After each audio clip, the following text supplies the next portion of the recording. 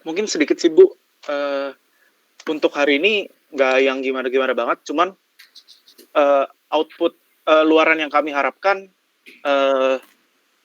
supaya nanti hadirin bisa lebih ngerti. Maksudnya kan rata-rata yang datang kan mahasiswa ITB, awam tentang hukum, mungkin pemahamannya tentang hal yang sosial banget juga. Ibu-ibu sekalian kan kalau lihat CV-nya sudah malang melintang di mana-mana. Mungkin Malang, maksudnya sering ke Malang ya? Iya. Ya, yang kami harapkan sih nanti hadirin bisa lebih ngerti kenapa RUU PKS harus kita sahkan, gimana cara yang bisa kita upayakan, dan yang lebih penting bagaimana kita semua mampu menciptakan lingkungan yang lebih aman untuk perempuan utamanya, dan redefinisi mungkin ya tentang kekerasan seksual itu apa, impact-nya apa dan lain sebagainya. Saya rasa itu sih untuk Bu Asni dan Ibu Wahidah. Iya. Apakah mungkin ada yang mau ditambahin lagi Bu untuk hari ini, maksudnya untuk agenda kita bersama juga? Enggak sih, kayaknya kita ini saja kita ikut format panitia penyelenggara ya. Siap. Terima kasih Bu. Bu Asni bagaimana?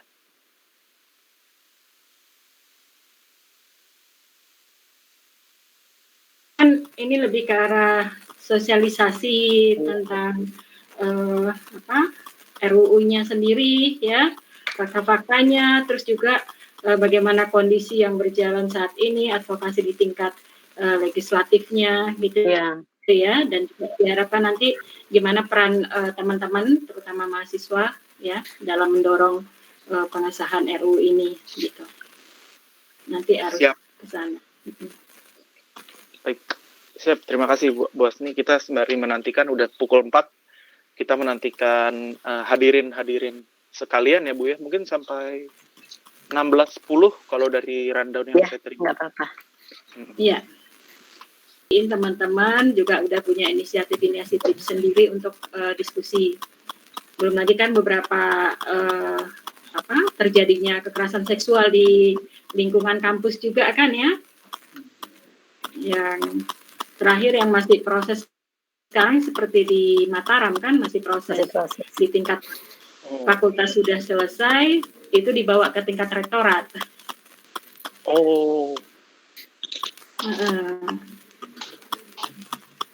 Tapi kalau untuk saat ini sebenarnya rektorat tuh kooperatif nggak sih Bu? Maksudnya untuk penanganan kasus kekerasan seksual, apakah mereka ngerti dan apakah mereka melayani sebagaimana mestinya? Seharusnya sih melayani ya, dan seharusnya juga mengerti kan, toh rektorat juga punya fakultas ya, fakultas hukum itu kan yang melahirkan ahli-ahli, dan di sana juga banyak ahli ya yang paham sekali tentang KUHP misalnya. Tapi memang kalau kita lihat itu beberapa hal yang terjadi kan sulit sekali di pembuktiannya dalam hukum acaranya ya, terus juga masih terbatas tindakan-tindakannya di cover oleh hukum. Nah itu yang menjadi dilema, nanti kita diskusi akan bahas itu gitu ya, maksudnya permasalahan-permasalahan yang dihadapi oleh korban selama ini, kenapa kita mendorong supaya ada RUU khusus ya tentang perlindungan korban kekerasan seksual ini.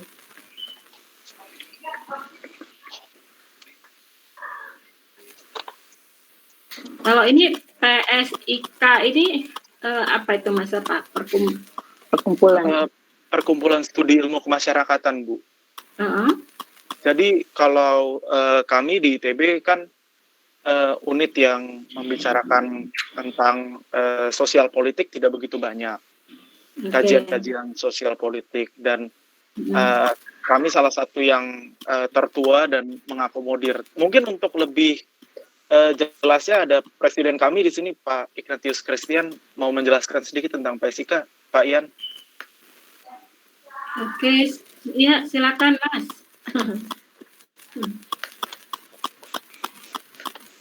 Sedang gangguan sinyal.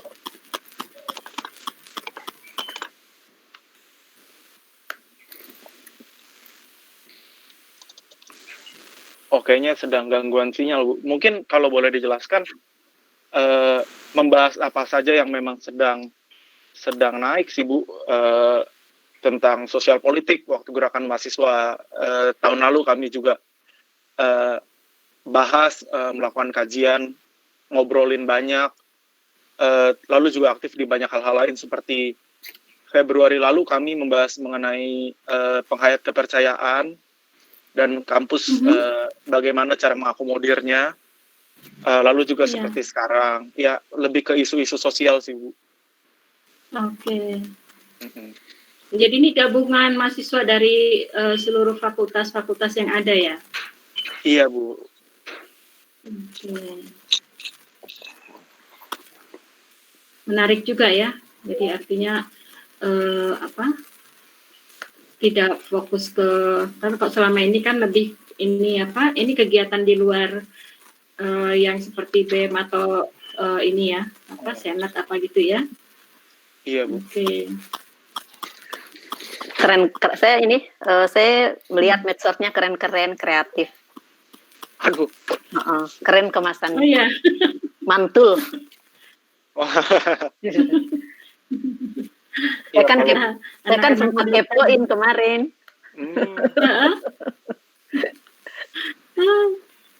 Aku belum sempat ngecek.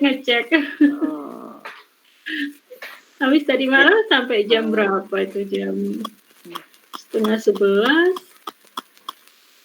Diskusi. Kalau sama KP sih diskusinya cepet sih, tadi malam 9:30, tapi aku lanjut ada diskusi lain lagi. Jadi kita kondisi di rumah tapi diskusinya lebih banyak kayaknya ya. Jadi malam itu jadi online itu diskusinya lebih rame daripada kalau kita selama ini kerja offline atau kerja di kantor gitu atau tatap muka itu kan ada batasan ya. Jam 7 selesai pulang kan gitu. Ini karena ada di rumah diskusinya sampai malam. Berarti undangan juga banyak dong, Bu ya? Jadi pembicara. Iya. Kita berbagi ya Mas, kita kan juga terlibat di jaringan masyarakat sipil ini. Itu kan dari Aceh sampai Papua gitu ya, teman-teman jaringan kita. Jadi memang kita berbagi untuk bisa diskusi baik yang kita adain sendiri maupun juga yang inisiatif dari pihak-pihak lain gitu ya. Nah, tapi memang ini kita lihat saat ini kampus-kampus itu udah lebih banyak diskusi tentang isu ini. Ya puji Tuhan ya Bu ya, berarti iya. Perkembangannya terus. Iya. Benar Mas, jadi kita harap itu lebih banyak lagi pihak-pihak yang mendukung ya, karena kalau kita lihat kan hampir setiap hari itu ada kasus kan? Iya, betul. Apalagi sekarang dengan media sosial makin merebak, semua makin bisa bersuara ya Bu ya? Iya. Ya, syukurlah semoga satu hari kita bisa melihat Indonesia yang bebas dari kekerasan seksual. Amin.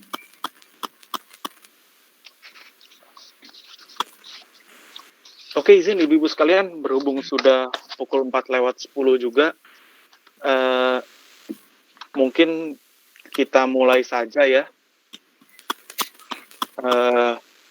Selamat sore hadirin-hadirin sekalian. Wassalamualaikum warahmatullahi wabarakatuh. Salam sejahtera untuk kita semua. Om Swastiastu, Namo Buddhaya, salam kebajikan, Rahayu. Perkenalkan, sekarang saya, Evan William, sebagai moderator pada hari ini sedang bersama dua sosok perempuan yang yang hebat sekali. Kalau dari kecil saya diajarkan oleh ibu saya bahwa setiap perempuan itu hebat dan luar biasa. Tetapi pada sore hari ini saya sedang ditemani dua perempuan yang bukan hanya luar biasa, tapi sungguh-sungguh sangat luar biasa. Bersama saya sudah ada Ibu Asni Friyanti Damanik dan Ibu Wahidah Swaib. Saya harap saya tidak salah membaca namanya. Iya, tidak. Oh, tidak ya. Ibu Asni Friyanti Damanik adalah Direktur LBH Apik Jakarta dari tahun 2000 sampai 2003. Sekarang adalah pengurus asosiasi LBH Apik Indonesia dari tahun 2014. Masih sampai sekarang. Juga GBV Consultant di HIPOS dan di Winrock International Papua. Sehari-hari sebagai advokat ya, Bu Asni ya? Iya, benar. Dan kantornya kalau tidak salah dekat dengan kantor LBH Apik juga. Oh enggak, kalau ininya kita asosiasi itu di LBH Apik. Emang itu kan satu kantor. Asosiasi LBH Apik itu dengan LBH Apik Jakarta itu satu kantor. Jadi kita ada 16 kantor daerah di 16 provinsi. Baik. Nah, kalau Bu Wahidah Swaib adalah lulusan Ilmu Politik Universitas Indonesia tahun 2005, menjadi konsultan demokrasi, udah malang melintang, udah pernah jadi komisioner Bawaslu RI, itu kan 5 orang doang ya Bu ya? Iya, waktu itu 5 orang, 3 perempuan, 2 laki-laki. 3 perempuan, dan kalau saya baca 2 laki-laki. Itu banyak bantuan dari Srikandi hebat di DPR saat itu juga, dari Komisi 2. Iya. Fasilitator training perempuan calon legislatif RI, DPD RI dan DPRD, juga DPR. Dan fasilitator gerakan perlindungan anak dari tindak kekerasan PP Fatayat NU. Nah, ya 2 pembicara ini sudah malang melintang di mana-mana, luar biasa. Mungkin kita yang muda-muda masih harus banyak melihat, banyak belajar dari Bu Asni dan Bu Wahidah. Seperti apa yang akan kita bahas hari ini. Kita akan belajar banyak dari Bu Asni dan Bu Wahidah.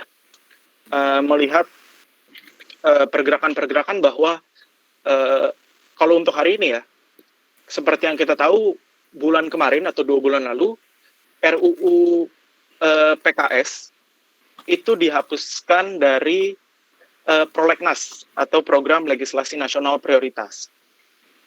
Nah, padahal menurut data dari Komnas Perempuan tahun 2020, dari dokumen Catahu 2020, sepanjang tahun 2019 terdapat 431.471 kasus kekerasan terhadap perempuan. Berarti ada 1.182 kasus setiap hari. Ini udah saya hitung pakai kalkulator. Dengan 58%-nya adalah kekerasan seksual. Berarti setiap hari kurang lebih hampir 600 kasus kekerasan seksual terjadi terhadap perempuan. Ini angka yang sangat banyak, dan ini adalah data yang dilaporkan. Banyak kita ketahui, banyak korban di luar sana masih belum berani untuk menyuarakan apa yang ia alami. Banyak yang masih hidup dalam rasa takut. Banyak pula yang terbeban stigma, dan masih banyak lagi ancaman yang menanti setiap perempuan. Karena banyak tipe kekerasan seksual di Indonesia yang masih dinormalisasi. Harapannya dari perbincangan kita pada sore hari ini, kita bisa memiliki pemahaman baru mengenai kekerasan seksual, mengenai apa itu kekerasan seksual, dampaknya, tipenya, dan lain sebagainya. Dan dari situ kita bisa tahu urgensi dari rancangan undang-undang penghapusan kekerasan seksual yang tadi dibicarakan, yang baru saja dikeluarkan dari Prolegnas Prioritas. Kita bisa tahu dan kita bisa mengupayakan apa sih yang sebagai seorang mahasiswa atau sebagai masyarakat sipil biasa bisa lakukan untuk mendorong agar RUU PKS ini bisa dihapus lah huruf R-nya, bisa jadi undang-undang penghapusan kekerasan seksual. Dan yang terakhir, kita bisa mengupayakan lingkungan yang lebih aman untuk perempuan. Mungkin langsung pertanyaan pertama saya tanyakan ke Ibu Asni, kenapa perlu UU penghapusan kekerasan seksual, Bu? Bukankah di KUHP saat ini sudah ada kejahatan kesusilaan? Iya, terima kasih Mas Evan. Kita tahu pertanyaannya mengapa RU ini urgent, ya? Padahal ada di KUHP tadi itu ya. KUHP itu Kitab Undang-Undang Hukum Pidana sebagai kodifikasi hukum terkait pelanggaran atau kejahatan atau yang biasa disebut dengan tindak pidana. Nah, di dalam KUHP ya itu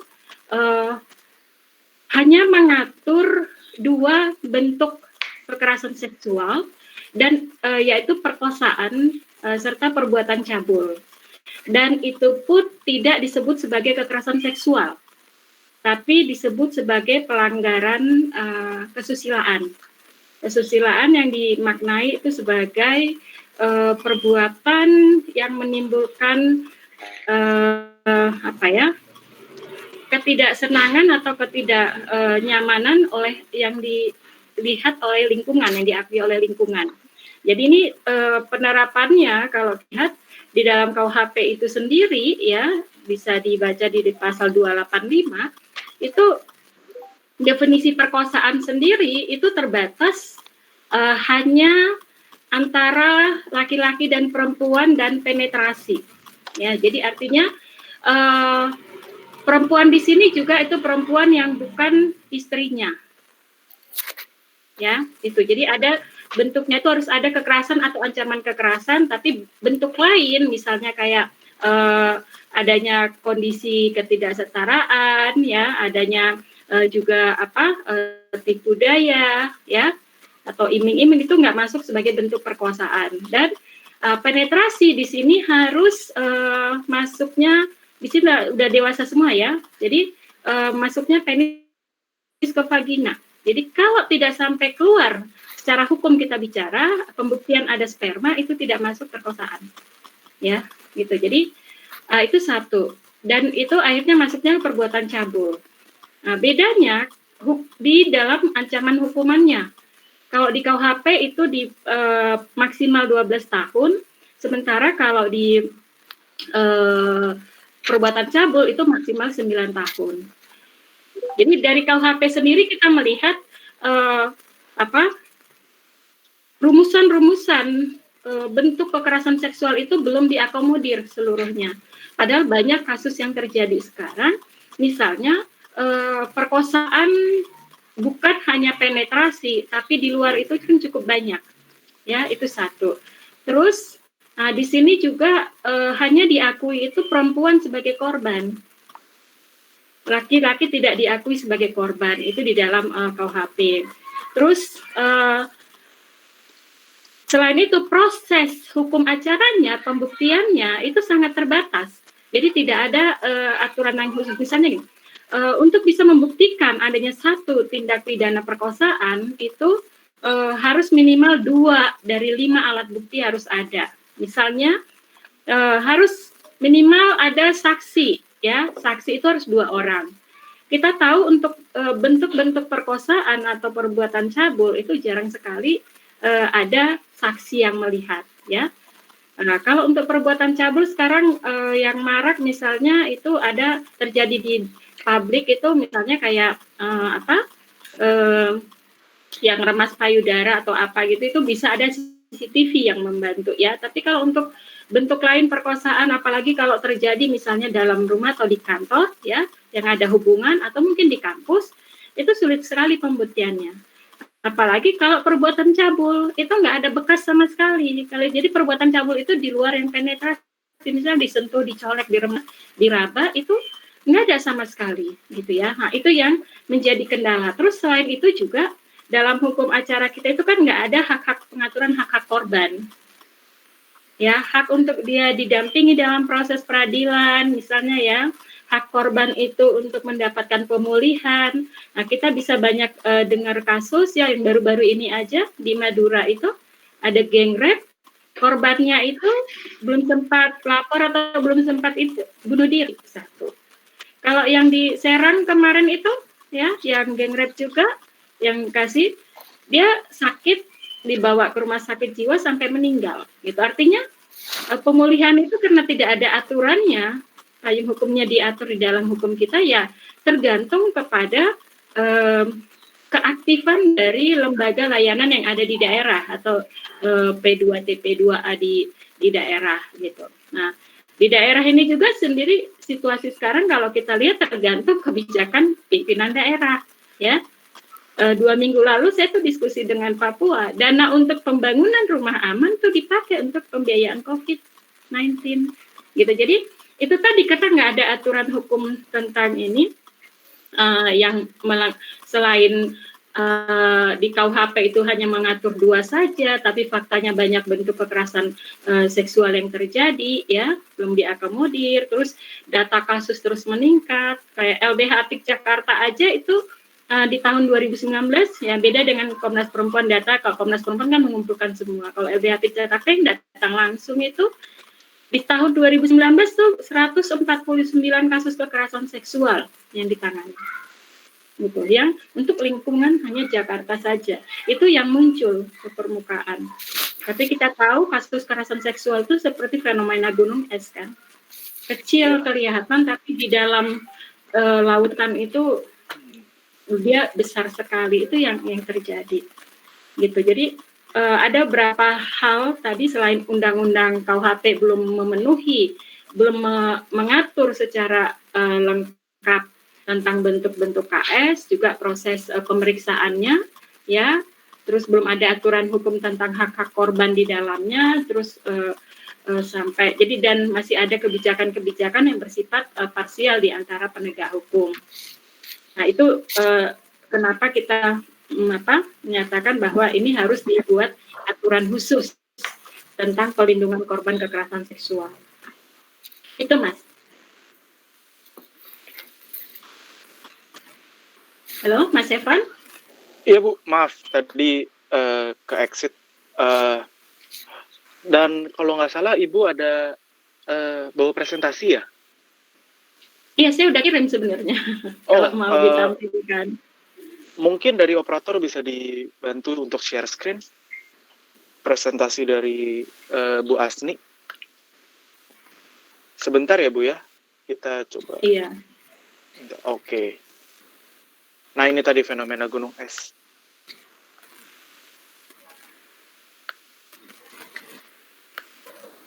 Mungkin bisa di F5 aja biar langsung kelihatan ini.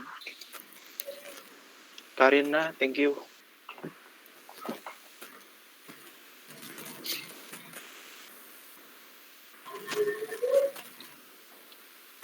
Oke ya, jadi bisa kita lanjut ya. Tadi udah yang ini. Itu dari mana? Ini jadi kembali ke atas dulu, Mbak. Jadi kalau kita kaitkan di slide ke-5, mulai dari slide ke-5.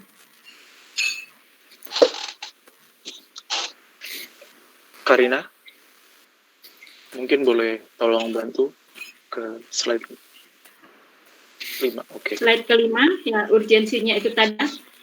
Jadi ini satu alasannya itu bahwa kita ingin melaksanakan ini landasan filosofisnya ya, sila kedua Pancasila, yaitu kemanusiaan yang adil dan beradab. Ya. Bahwa kekerasan seksual itu bertentangan dengan nilai-nilai kemanusiaan. Dan sebagai bangsa, ya, kita wajib mencegah terjadinya kekerasan seksual dan memulihkan harkat dan martabat kemanusiaan korban, ya, menghukum dan merehabilitasi pelaku untuk kembali menghargai dan menghormati nilai-nilai kemanusiaan dirinya dan orang lain. Ya, terus yang kedua itu untuk memenuhi hak konstitusional warga, hak untuk bebas dari rasa takut, tidak didiskriminasi, bebas dari penyiksaan, hak atas hidup dan tumbuh berkembang secara optimal. Ya, lanjut. Terus tadi saya sudah sampaikan, lanjut Mbak, slide ke-6, itu ada berbagai bentuk kekerasan seksual yang belum diatur dalam KUHP atau peraturan perundang-undangan kita ya. Jadi undang-undang kita hanya mengatur tentang tadi perkosaan sama perbuatan cabul, serta ada tindakan eksploitasi seksual di dalam undang-undang tindak pidana perdagangan orang, tapi yang lainnya itu belum diatur ya. Terus next slide-nya langsung yang ke-8 ya, lanjut. Mbak tolong dibantu. Ya. Oke, pesatnya tadi lanjut Mbak. Yang ke-7 Mbak. Pesatnya perkembangan ilmu pengetahuan terkait hukum pidana dan viktimologi yang belum diadopsi dalam peraturan perundang-undangan kita maupun sistem dan cara kerja aparat penegak hukum. Ya, itu landasan hukumnya. Serta negara mempunyai hutang kepada rakyat untuk mensejahterakan rakyatnya sesuai dengan amanat proklamasi ya. Sejahtera bagi perempuan Indonesia ya. Karena kenapa kami sebut di sini perempuan Indonesia, karena mayoritas korbannya saat ini adalah perempuan. Itu berarti artinya sejahtera bagi perempuan Indonesia berarti bebas dari segala bentuk kekerasan termasuk kekerasan seksual. Ya, slide selanjutnya itu dampak kekerasan seksual ya yang perlu kami share ke teman-teman semua. Itu selama ini kita mengidentifikasi ada dampak psikis atau psikososial, ada dampak sosial, dampak terhadap kesehatan reproduksi, dampak terhadap kesehatan, dan juga dampak atas keamanan atau rasa aman ya.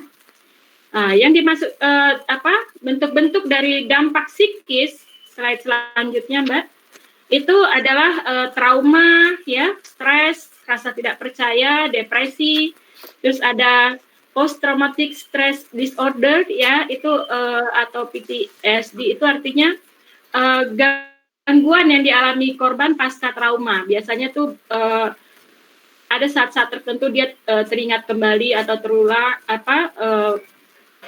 menimbulkan rasa marah, rasa kecewa gitu ya.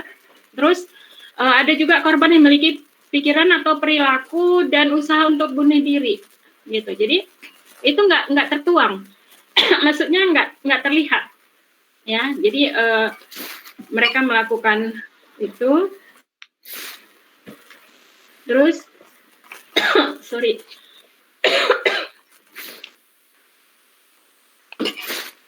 Terus ada yang gelisah, cemas, ya, berlebihan, takut, marah, gitu ya.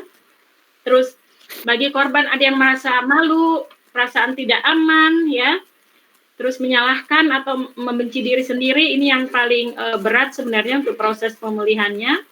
Terus ada kehilangan harga diri, kemanusiaan korban dan juga keluarganya. Itu dampak psikis, beberapa dampak psikis yang kami bisa beri gambarannya. Terus dampak selanjutnya adalah dampak terhadap kesehatan reproduksi, ya. Dampak psikis, terus dampak sosial. Yang selanjutnya dampak sosial, yaitu terbatasnya gerak dan pergaulan, ya. Biasanya korban setelah mengalami itu dia merasa minder, merasa hanya berkurung di rumah, ya. Terus biasanya dia dari riang, dia itu akan menjadi pendiam dan punya kayak tadi, dia punya rasa malu tadi sehingga dia tidak ingin orang lain mengetahui gitu ya. Terus atau karena sering juga dia dikucilkan dari komunitasnya, disalahkan oleh lingkungannya ya. Kita tahu kayak mitos-mitos kekerasan seksual terutama perkosaan itu kan seringkali dianggap perempuan atau korban itu menjadi penyebab terjadinya kekerasan gitu ya. Padahal mitos-mitos itu tidak sesuai dengan fakta. Kita tahu fakta korban kekerasan itu mulai dari usia bayi. Yang kejadian di Jakarta waktu umur 11 bulan ya, yang bayi yang akhirnya meninggal dan dari organ kelaminnya diketahui bahwa dia menderita penyakit menular ya, penyakit kelamin menular begitu. Dan umur 11 bulan ya. Lagi ada yang sampai tua, nenek-nenek itu juga mengalami perkosaan gitu. Dan mulai dari pakaian juga itu nggak menjamin. Ada juga korban yang pakaiannya tertutup itu juga mengalami ada yang ini, jadi tidak pasti gitu. Dan itu semuanya seringkali kalau ada kejadian saat ini lebih banyak masyarakat tuh masih menyalahkan, mencari tahu korbannya bagaimana ini. Jadi kalau dilihat penampilannya ya akan seperti membenarkan tindakan pelaku gitu ya. Belum lagi kalau dia misalnya sudah korban itu adalah punya suami ya, itu penolakan dari pasangannya juga itu ada ya. Terus dapatkan stigma di masyarakat. Nah itu, dan mereka akhirnya lebih menjauh ya, terus juga terhambat terhadap akses sumber-sumber informasi dan sumber daya. Artinya untuk pemulihan, untuk pemulihan ekonomi, pemulihan psikis ya, itu juga minim sekali. Terus dampak ketiga yaitu dampak kesehatan guru. Slide selanjutnya. Untuk kesehatan reproduksi ini kita bisa lihat dampak dari adanya kekerasan seksual, bisa ada mengalami keguguran, ada yang kehamilan tidak diinginkan, ya, terus ada yang melakukan aborsi yang tidak aman, ya, karena memang terutama kalau korban kekerasan seksual kayak perkosaan, dia merasa jijik dan ingin menghapus semua kenangan-kenangan yang ada pada tubuhnya misalnya. Dan kita tahu memang kalau untuk undang-undang kesehatan kita itu untuk korban perkosaan diberikan kalau memang korbannya tidak menginginkan ya, tapi dengan batasan waktu itu diperkenankan untuk aborsi, jadi di bawah 7 minggu, tapi setelah itu tidak diperkenankan. Nah, ini menjadi masalah adalah ketika para perempuan, kita pernah mendampingi beberapa kasus, itu mereka nggak tahu kalau kalau hamil akibat perkosaan, karena korbannya itu anak-anak ya, jadi masih di bawah 18 tahun dan dia nggak tahu.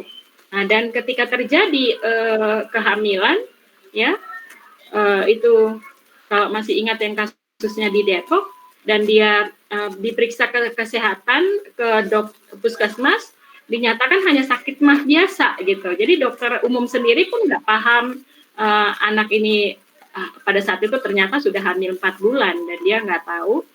Dan pada saat lahir juga karena nggak ngerti, nggak pernah periksa, karena itu ya dia hanya katakanlah hanya menarik dalam waktu itu juga bayinya itu masih dalam bungkusan ini apa namanya, kalau bayi yang dikeluarkan masih dalam bungkusan apa ya istilahnya itu itu, jadi dia merasa bahwa itu kayak seperti gumpalan darah gitu ya. Nah itu banyak kita lihat tuh kasus-kasus ini dialami oleh perempuan ya, dampak dari itu. Belum lagi yang mereka mengalami mendapatkan infeksi menular seksual termasuk HIV/AIDS misalnya ya. Nah itu yang dampak-dampak terhadap kesehatan reproduksi. Terus dampak lainnya yaitu berikutnya, Mbak, nextnya itu dampak terhadap kesehatan. Itu ini yang kalau mengalami fisik ya, ada yang luka, ada cedera, memar, ya, terus bahkan luka parah gitu. Ada yang menyebabkan kematian. Apa karena dia dibunuh? Kita baca berita akhir-akhir ini kan marak sekali kayak di mana itu yang anaknya ketahuan oleh pelaku bahkan dibakar sama anaknya, kan korban anak ya, ketahuan dibakar sama rumahnya gitu, dan korbannya ada di dalam. Terus ada yang kena bunuh diri kayak kemarin berapa bulan yang terjadi di daerah Madura itu. Terus menyebabkan kematian ibu melahirkan ya. Terus kematian bayi atau kematian karena tertular HIV/AIDS gitu. Selanjutnya itu dampak keamanan, rasa aman ya, Mbak. Next slide-nya. Itu selama ini karena LPSK juga belum melihat korban KS ini ya, kecuali anak itu dianggap belum menjadi korban yang berhak untuk dilindungi, itu belum ada lembaga yang memberikan perlindungan, dan aparat keamanan seharusnya memberikan perlindungan kepada korban itu kan kepolisian ya, itu juga sering tidak menanggapi serius pengaduan korban ya. Kayak kasus yang di Tangerang Selatan yang baru-baru ini viral itu kan, perkosaan setelah viral baru muncul, padahal dia udah diteror oleh pelaku gitu. Udah setahun setelah korbannya bersuara baru diproses dan ditangkap. Nah itu juga korban seringkali mengalami, mereka merasa ketakutan ya, terus terancam, ada yang merasa mendapatkan ancaman balas dendam ya, terus merasa tidak terlindungi ya, terus ada yang juga mengalami kekerasan seksual berulang. Kalau kita baca kasus-kasus kekerasan seksual yang dialami oleh anak yang dilakukan oleh bapaknya, itu kan berulang. Tidak ada yang sekali yang kita baca peristiwanya itu, ya. Jadi rata-rata itu berulang kejadian. Jadi nggak ada rasa rasa aman yang dialami oleh korban. Nah itu yang mengenai dampak yang berdasarkan permasalahan-permasalahan di atas itu, makanya kita menyusun setuju dengan DPR waktu itu untuk dilakukan pembahasan RUU kekerasan seksual gitu ya. Nah ini next Mbak slide-nya ya. Waktu pembahasan itu ada pertanyaan, kenapa sih judulnya itu penghapusan kekerasan seksual bukan kejahatan seksual gitu ya. Nah ini kami ingin memberitahu ke kawan-kawan semua ya. Yang namanya kejahatan tindak kejahatan itu di dalam RUU KUHP itu hanya boleh diatur di dalam KUHP saja. Undang-undang lain itu tidak boleh membuat bentuk tindakan kejahatan. Ya, itu satu. Terus yang kedua itu kalau kejahatan seksual itu masuknya ke kesusilaan ya, itu fokusnya nanti hanya mengatur tentang tindak pidananya. Padahal kebutuhan korban itu nggak hanya pemidanaan, kebutuhannya adalah mulai dari proses pemeriksaan. Kita sebut itu dengan hukum acara. Proses pemeriksaannya itu mereka harus sudah mendapatkan pemulihan. Jadi ada upaya-upaya mereka mendapatkan pemulihan dari sejak awal, dari sejak kejadian sampai proses pengadilan, proses di kepolisian. Dan itu juga undang-undang atau RUU ini nanti itu mengatur pencegahan, karena undang-undang ini diharapkan sebagai bentuk kewajiban negara untuk memprotek atau melindungi hak-hak korban ya. Melindungi itu mulai dari melakukan pencegahan, penanganan, pemulihan ya, pengaturan hak-hak korban yang belum diatur sama sekali oleh undang-undang kita terkait kekerasan seksual, terus adanya pemantauan serta adanya penekanan kewajiban negara. Jadi di sini siapa sih yang wajib untuk bisa menyelenggarakan pemulihan misalnya. Jadi mulai dari mengaktifkan lembaga-lembaga layanan, dalam hal ini pusat pelayanan terpadu ya. Terus selanjutnya kenapa kita nggak pakai kejahatan seksual, karena kejahatan seksual itu identik dengan dirumuskan sebagai kesusilaan, itu dianggap sebagai pelanggaran norma ya. Norma itu tidak sama di setiap daerah. Kita tahu Indonesia ini dari Aceh sampai Papua itu beda ininya ya, nggak sama. Dan nilai-nilai itu kita tahu namanya nilai itu mengalami perubahan. Jadi berbeda dengan kekerasan. Kalau kekerasan itu indikatornya sama dan bersifat universal. Ya, ada ancaman kekerasan, ada tindakan kekerasan, ada kondisi di mana tipu daya, ya, ada satu upaya-upaya membuat orang itu tidak mampu atau tidak berdaya. Itu kenapa kita judulnya itu menggunakan kekerasan seksual bukan kejahatan seksual, gitu. Ya, terus selanjutnya next slide selanjutnya, Mbak. Itu tentang azas dari penghapusan KS ya. Itu di dalam RUU kita lihat tuh ada penghargaan atas harkat dan martabat kemanusiaan, non diskriminasi, jadi tidak membeda-bedakan lagi siapapun korban di sini ya, baik laki-laki, perempuan itu juga diakui sebagai korban. Terus mengutamakan kepentingan terbaik bagi korban. Jadi dalam hal ini prosesnya itu tidak semata-mata untuk hukum pemidanaan saja, tapi undang-undang ini harus memberikan upaya untuk ketika korban menyuarakan haknya dia harus memperoleh keadilan. Harus ada upaya-upaya untuk dia bisa kembali pulih. Minimal nggak mungkin pulih 100% ya, tapi dia bisa kembali pulih, bisa menjalankan kehidupan sosialnya lagi. Terus jaminan ketidakberulangan, ya. Terus ajas keadilan, ajas kemanfaatan, dan ajas kepastian hukum. Jadi kita pengen ada kepastian hukum di sini. Iya, selanjutnya itu tujuan dari pelindungan korban KS di dalam RUU itu adalah untuk mencegah segala bentuk kekerasan seksual, ya. Nah, jadi pencegahan dan menangani, melindungi serta memulihkan, menindak pelaku.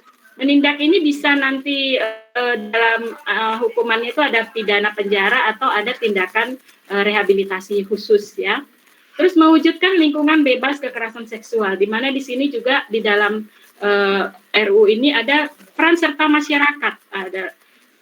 Jadi di sini teman-teman kawan-kawan mahasiswa ya atau peserta lainnya itu kita sebagai masyarakat punya kewajiban nanti untuk bisa mewujudkan lingkungan yang bebas kekerasan. Nah, terus selanjutnya dalam RU itu rumusan dari kekerasan seksual, ya, next slide selanjutnya. Nah itu, jadi kekerasan seksual itu adalah yang dimaksud dengan kekerasan seksual itu setiap perbuatan yang merendahkan, menghina, menyerang, dan atau perbuatan lainnya terhadap tubuh, ya, keinginan seksual seseorang, dan atau fungsi reproduksinya secara paksa bertentangan dengan kehendak seseorang. Jadi intinya ada di sini dilakukan secara paksa, ya, artinya tidak diinginkan oleh korban. Jadi without consent, ya.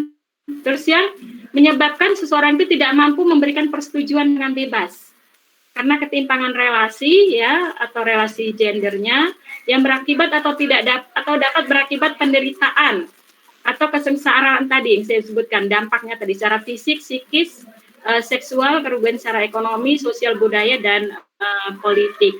Nah itu definisi kekerasan seksualnya. Terus selanjutnya itu bentuk-bentuk kekerasan seksual. Tadi kan di awal saya sudah sebut ada 2 yang di KUHP, ya, yang udah diatur selama ini, yaitu perkosaan dan perbuatan cabul, atau istilah sering umum menyebutnya pelecehan seksual, gitu ya. Jadi di dalam KUHP kita itu sama sekali belum ada istilah pelecehan seksual sebenarnya.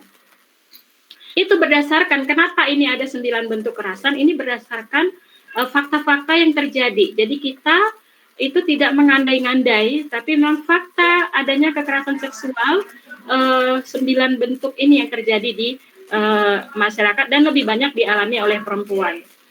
Jadi kenapa lagi-lagi perempuan? Karena memang tadi secara hukum itu laki-laki nggak diakui sebagai korban untuk perkosaan. Otomatis yang lapor adalah juga perempuan yang memang diakui sebagai korban, gitu ya.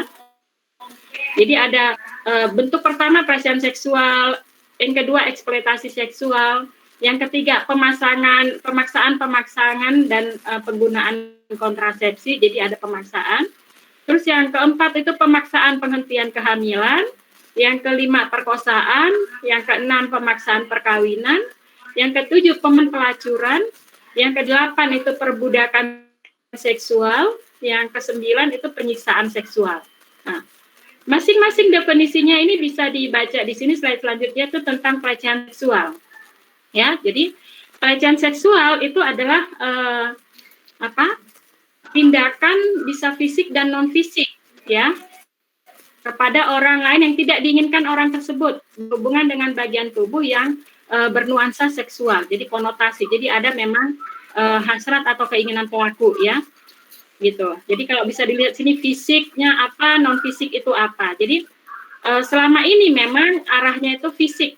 KUHP kita hanya mengatur fisik. Tapi faktanya korban-korban yang mengalami kekerasan seksual dalam hal ini pelecehan seksual non fisik itu juga merasa tidak nyaman, ya,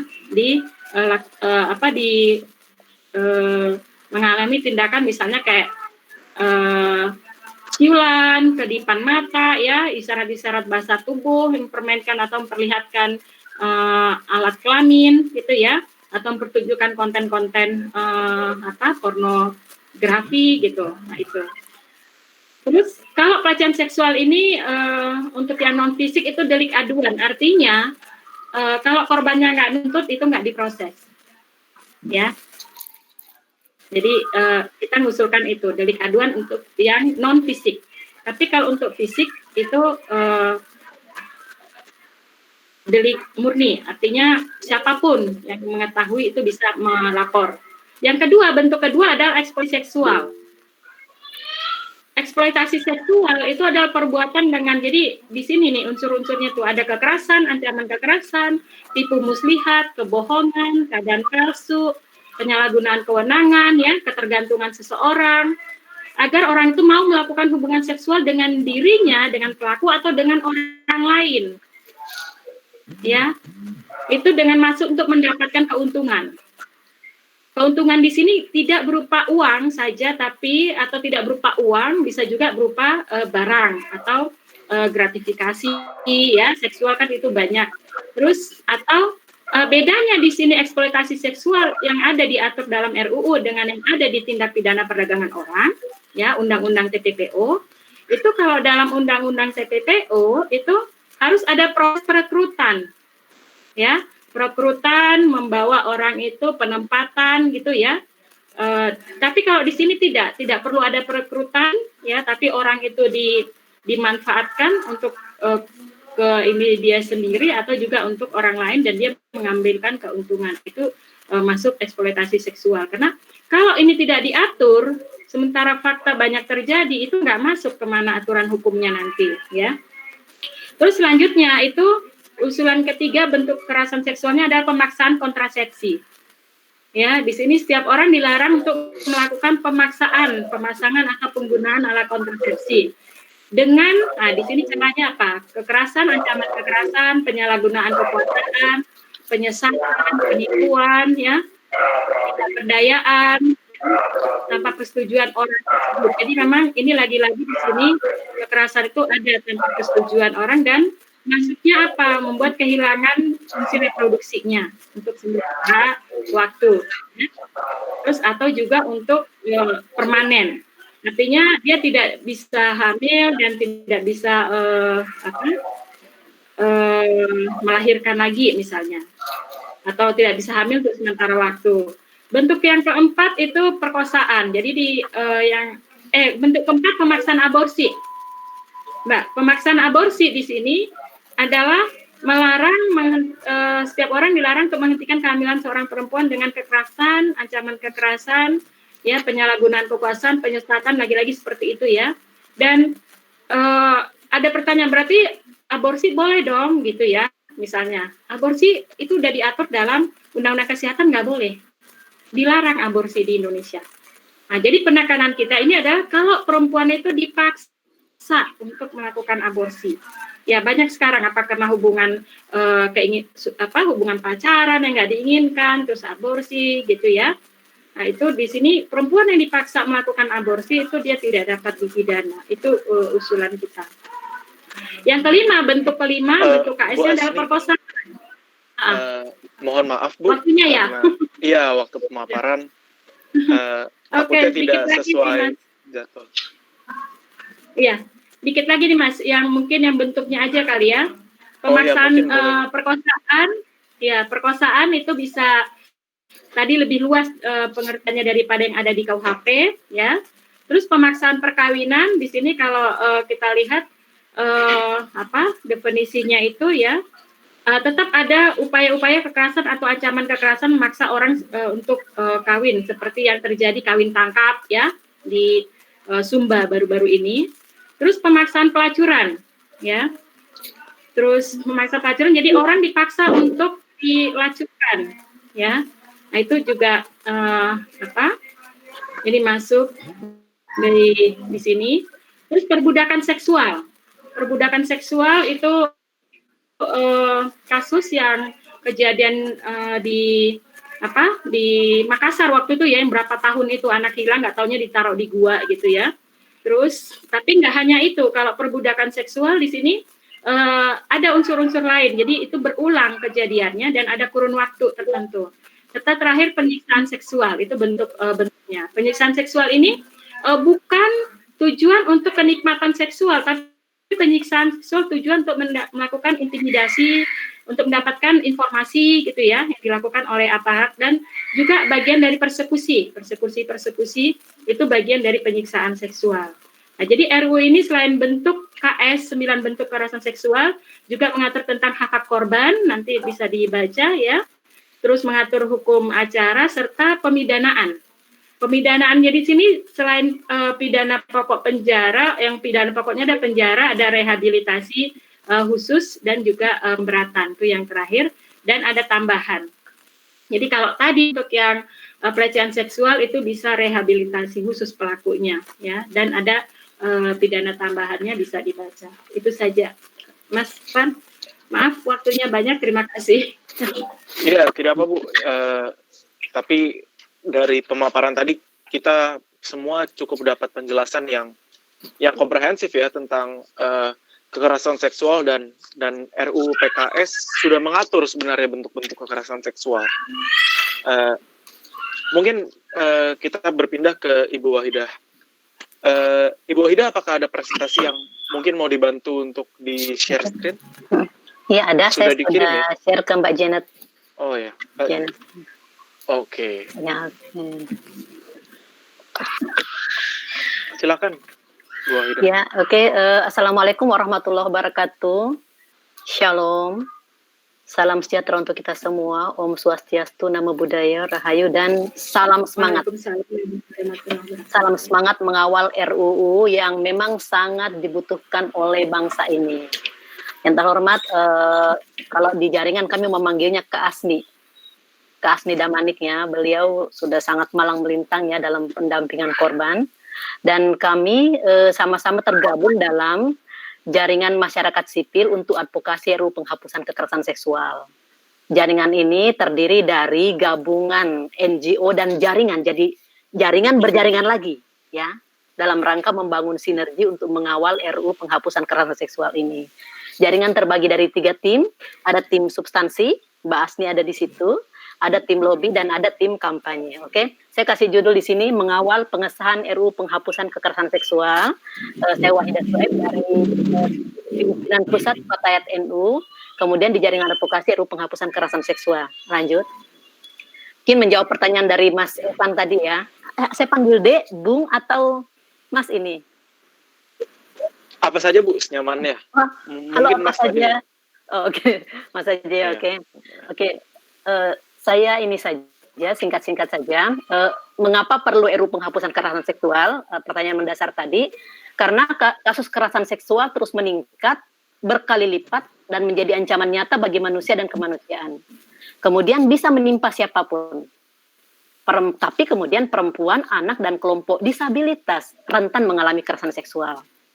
Nah, terus yang kedua, seperti yang Mbak Asni sampaikan tadi, kekerasan seksual mengoyak manusia dan kemanusiaan, menimbulkan dampak fisik, psikis, kesehatan, sosial, pendidikan, ekonomi, dan politik bagi korban, baik dampak itu seketika maupun yang berkelanjutan. Jadi ada yang seketika, kita dijamret di pasar aja tuh kan kaget, dan rasanya tuh lama untuk menetralisir pikiran, apalagi kalau serangan terhadap seksualitas kita kemudian yang terjadi. Ada yang sampai bertahun-tahun, ada yang sampai tidak, orang korban perkosaan ada yang sampai nggak berani menikah karena dia khawatir masuk ke lingkungan pernikahan, bayangan kekerasan itu selalu menghantui dia sehingga kemudian dia nggak mampu melakukan itu dengan sah dengan suaminya. Ada yang seperti itu. Nah, kemudian yang ketiga, keterbatasan payung hukum dalam mengidentifikasi dan mendefinisikan jenis-jenis kekerasan seksual. Hukum yang ada belum berperspektif korban, belum memadai untuk memberi perlindungan yang komprehensif dari tindak kekerasan seksual. Nah, itu tadi Kak Asni sudah sangat komprehensif yang menjelaskan karena memang beliau di tim substansi. Nah, karena itu kemudian negara harus hadir untuk melindungi segenap bangsa Indonesia dalam rangka menjamin pemenuhan HAM dan melindungi dari diskriminasi. Di mana hak ini kan dijamin dalam Deklarasi untuk HAM, SIDAU, amanah konstitusi Undang-Undang 45 dan Undang-Undang Pancasila ya. Makanya itu penting sekali ada RUU penghapusan kekerasan seksual yang bagaimana yang pengaturannya mencakup semua jenis kekerasan seksual, kemudian perlindungannya komprehensif, kemudian berperspektif korban. Itu ya, lanjut. Nah, lanjut. Nah, ini sedikit agak ke atas sedikit. Nah, oke. Nah, ini menambahkan saja kenapa penting, karena memang kita tuh miris dengan realitas korban KS di tengah budaya dan hukum yang belum berperspektif korban. Nah, di sini urgensi RUU PKS. Misalnya gini, korban ini kan adalah pihak yang lemah, yang diserang, yang mestinya dilindungi dan dipulihkan. Tapi kemudian realitasnya korban mengalami apa? Pertama, reviktimisasi. Mereka sudah menjadi korban, tapi bisa menjadi korban berulang-ulang.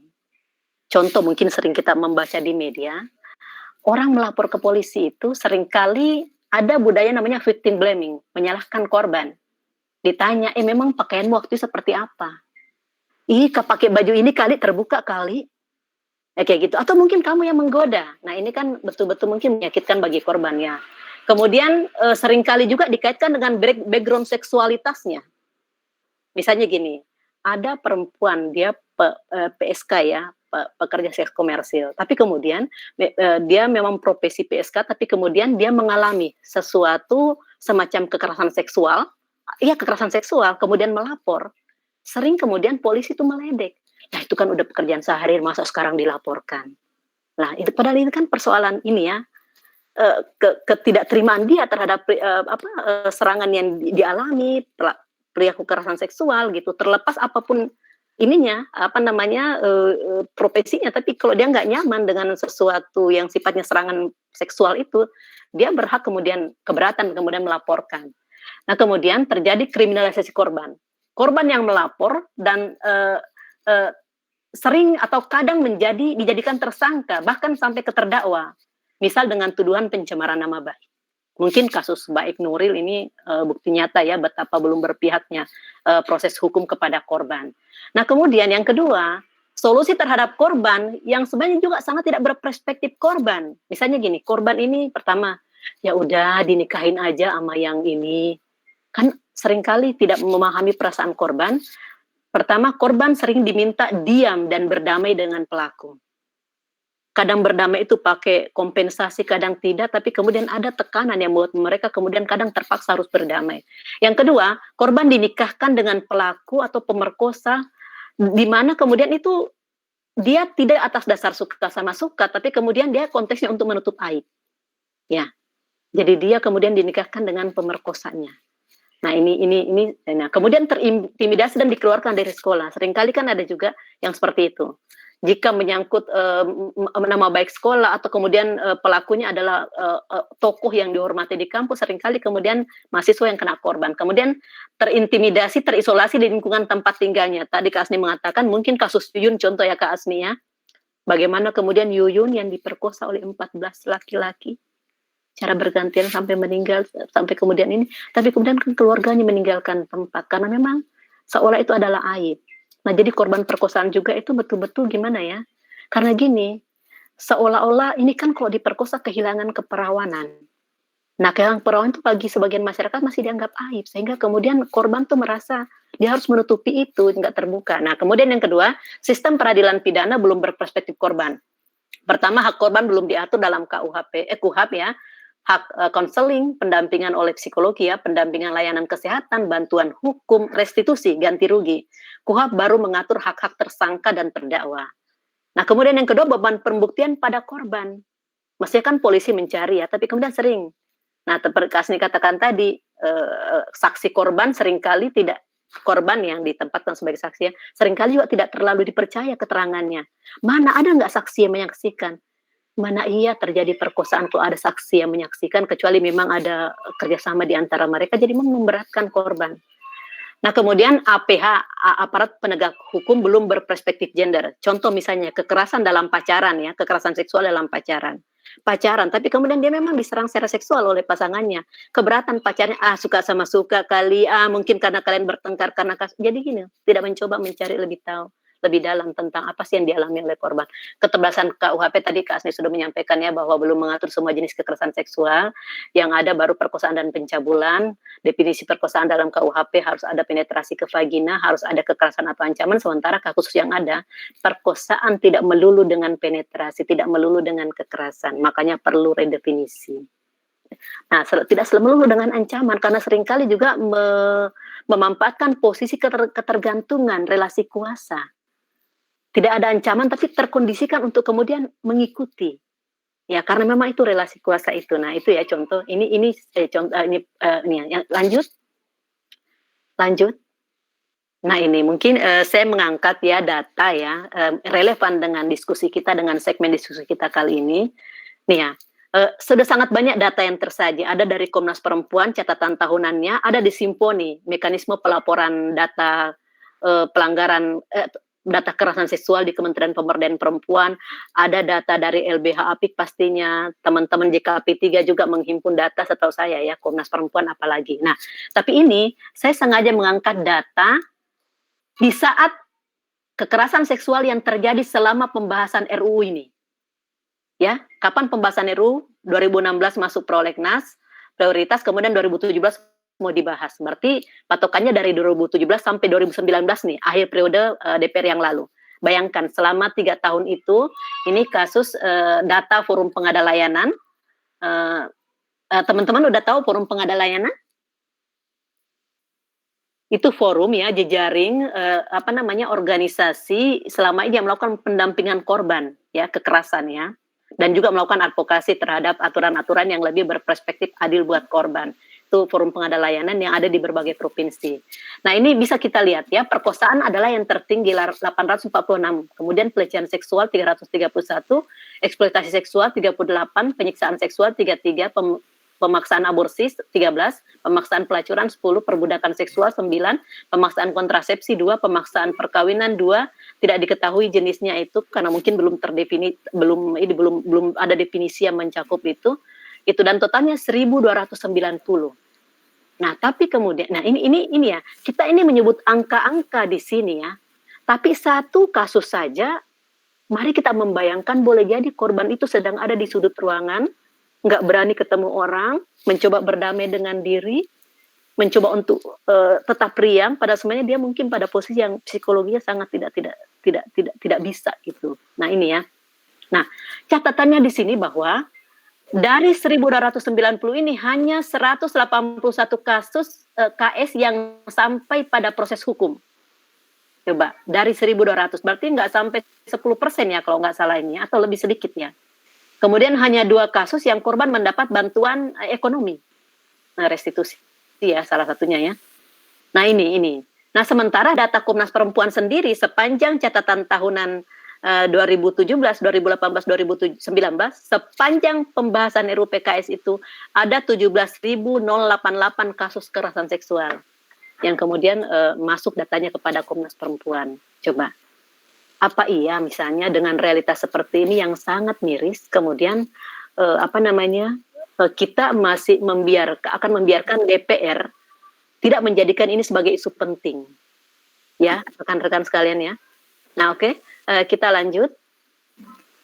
Nah, sedikit ya bahwa tadi Kak Asni juga sudah menyampaikan ini memang kekerasan seksual ini memang sangat multidimensi dan ini yang sebelah kanan ini yang Dim Komnas Perempuan dengan Forum Pengada Layanan dengan Jaringan Masyarakat Sipil ini mencoba betul-betul menyajikan di mana Kak Asni menjadi salah satu dari tim penyusun ini menyajikan memang definisi yang bisa mencakup semua aspek sehingga kemudian tidak satu pun jenis kekerasan seksual yang tidak tercover gitu ya, dan juga mengangkat apa sih yang menyebabkan ini terjadi.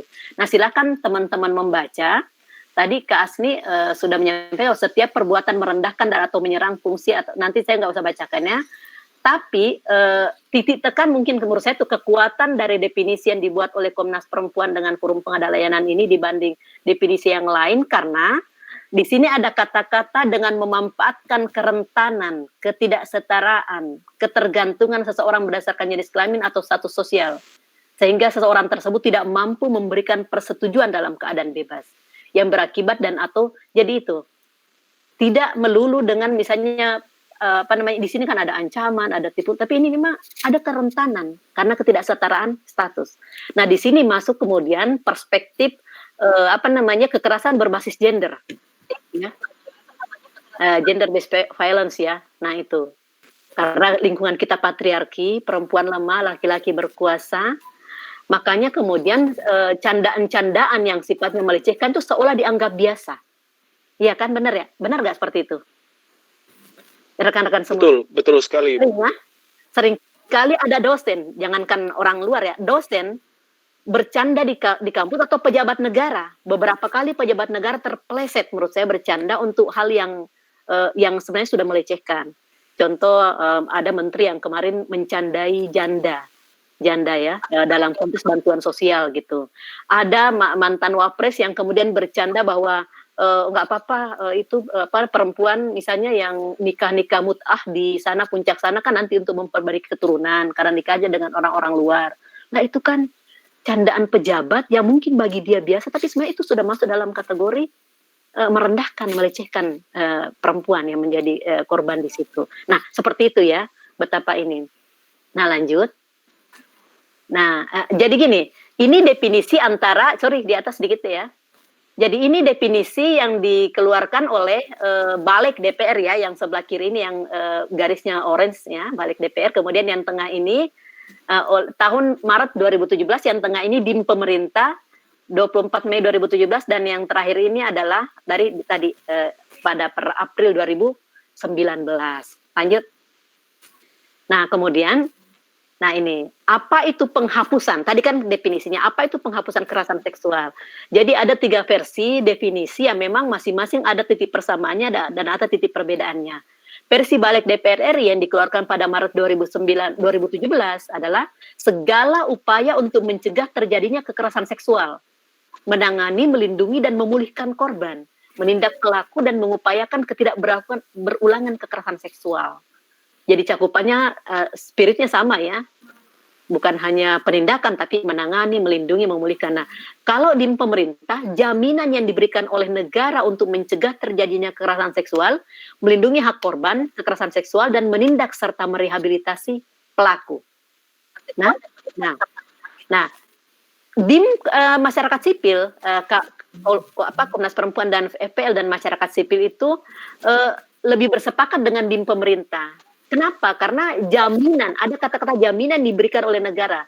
Lebih kuat peran perlindungan negara, terbaca dari definisi ini ya. Tapi kemudian versi Komnas menambahkan kata-kata memulihkan korban. Kalau di versi DIM kan tidak ada kata memulihkan korban. Kemudian serta merehabilitasi pelaku. Nah, mungkin teman-teman kaget. Loh, kok pelaku direhabilitasi, bukannya korban direhabilitasi? Nah, karena hukum kita itu di samping memang spiritnya adalah memberitahu para pelaku bahwa Anda salah, Anda dihukum, tapi kemudian spiritnya adalah mencegah terjadinya keberulangan peristiwa itu dilakukan oleh pelaku yang sama. Jadi memang ada spirit untuk merehabilitasi korban agar tidak menjadi pelaku berikutnya. Ada orang yang keluar dari penjara, sama dengan narkoba, keluar dari penjara, pulang-pulang, kembali jadi pecandu, ditangkap lagi. Nah, ada juga pelaku kekerasan seksual yang seperti itu. Berarti dia selalu menebar ancaman, tidak pernah berhenti. Nah, inilah konteksnya RUU ini penting. Lanjut. Nah ini Kak Asdi ya itu mungkin ini salah satu memang di mana-mana presentasi tentang RUU penghapusan kekerasan seksual pasti kita akan mengangkat ini ya, bahwa RUU ini kan banyak kontroversi ya, tapi kemudian para pendorong RUU ini baik Komnas maupun NGO maupun jaringan layanan korban yang bergerak mengawal ini sama bersepakat bahwa sekencang apapun kemudian proses di DPR, setidaknya ada 6 elemen kunci yang tidak boleh ditinggalkan dalam penghapusan KS. Pertama, definisi dan jenis kekerasan seksual itu sendiri, yaitu 9 jenis kekerasan tadi. Yang kedua, harus mengatur aspek pencegahannya. Yang ketiga, harus ada terobosan hukum acaranya, berperspektif korban, pembuktian tidak lagi dibebankan pada korban, ada pendampingan, ada konseling dan segala macamnya. Ada pemidaanan terhadap pelaku. Ya, pemidaanan terhadap pelaku, ada pemulihan terhadap korban, dan ada pemantauan proses keseluruhan proses itu. Nah, pemantauan saat ini dijalankan oleh ada namanya P2T P2A, ada Komnas Perempuan. Nah, ini juga salah satu isu krusial yang ada dalam RU ini, karena kalau nggak salah DIM DPR memasukkan Komnas Perempuan, DIM pemerintah tidak memasukkan kata Komnas Perempuan. Ini juga satu isu krusial. Sementara Komnas Perempuan adalah lembaga yang diberi mandat oleh negara memang untuk mengawal segala jenis diskriminasi dan kekerasan terhadap perempuan di negara ini. Lanjut. Nah, ini saja ya, perbandingan aja ya perjalanan RU ini. Awalnya kan Komnas Perempuan mengidentifikasi 15 jenis bentuk kekerasan seksual, ya. Tapi kemudian setelah melalui pembahasan di DPR dengan pemerintah, kemudian inilah yang keluar nih RU di DPR. Ada 9 jenis kekerasan seksual dan disepakati oleh Komnas, tapi kemudian oleh DIM pemerintah. Kemudian ada beberapa yang tidak dimasukkan. Tersisa 3 atau 4 kalau nggak salah kasusnya. 3 sih yang saya catat di sini, pencabulan.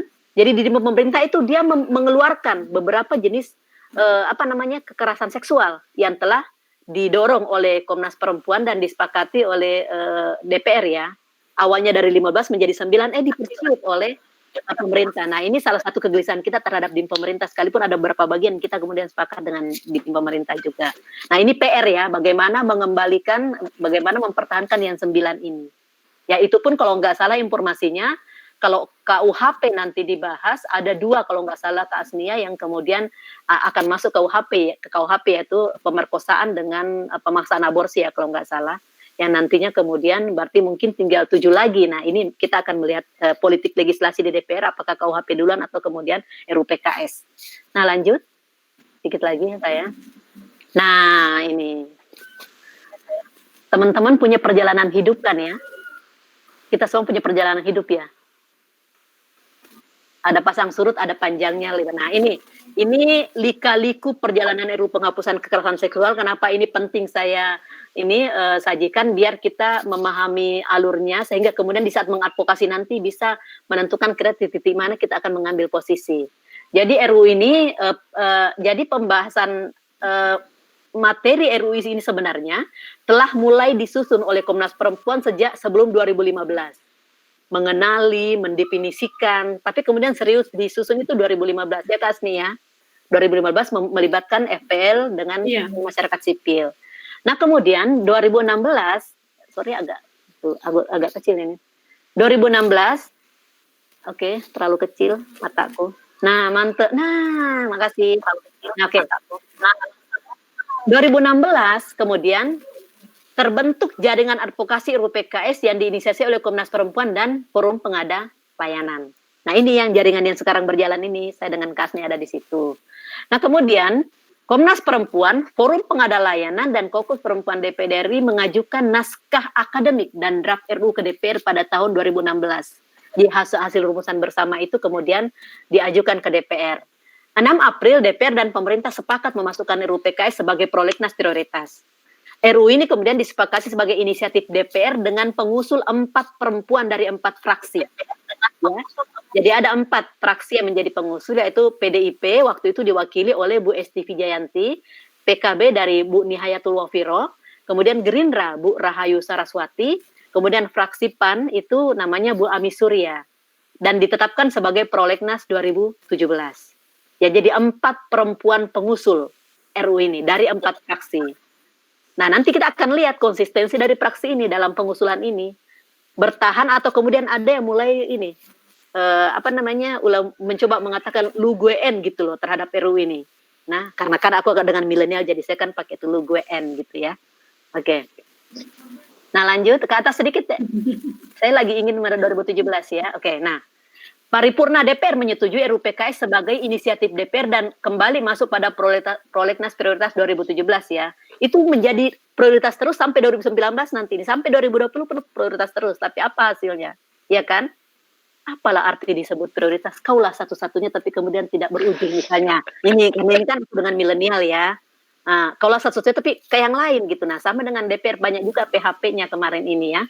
Ya Kak Asni ya. Nah, oke. Nah, 6 April, Ketua DPR mengajukan RUU PKS ke Presiden untuk diterbitkan surat presidennya. Ya. Kemudian 2 Juni Presiden mengeluarkan surpres pembahasan RUU ini dengan menunjuk 5 kementerian. Siapa itu? Menteri PPPA, tahu PPA, Pemberdayaan Perempuan dan Ya, Perlindungan Anak. perlindungan anak. Oke, kemudian Mendagri, Mensos, Menpan RB dan Menkumham. Kemudian tanggal 11 September pemerintah ini kan inisiatif DPR. Berarti pemerintah membuat DIM.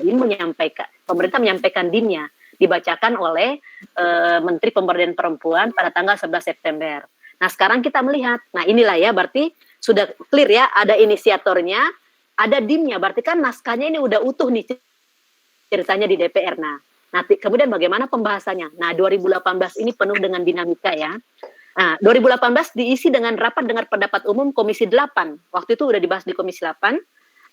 Kemudian menghadirkan siapa? Pertama, Komnas Perempuan dengan Forum Pengada Layanan sebagai pengusul.